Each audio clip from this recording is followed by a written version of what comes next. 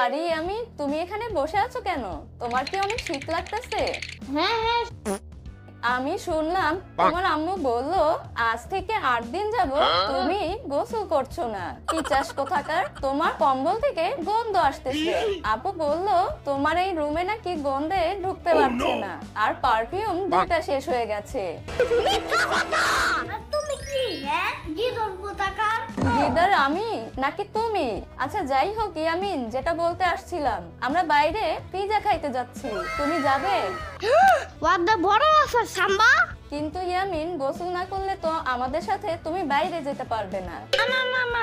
শোনো ইয়ামিন, আমার কাছে একটা আইডিয়া আছে। কি?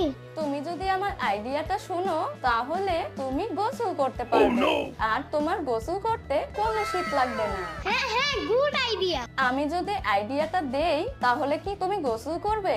আবার জিঙ্গায়? আরে জিঙ্গায় না, জিগায়। যেভাবেই হোক আজকে ইয়ামিনকে ঠান্ডা পানি দিয়ে গোসল করাতেই হবে। তাহলে চলো এবার। হ্যাঁ হ্যাঁ চলো, কিন্তু তোমাকে তো একটা কাজ করতে হবে। কি কাজ? শোনো, তুমি বাথরুমে যাবে, আর বাথরুমে তোমার নানা ভাই ঝর্ণার পাশে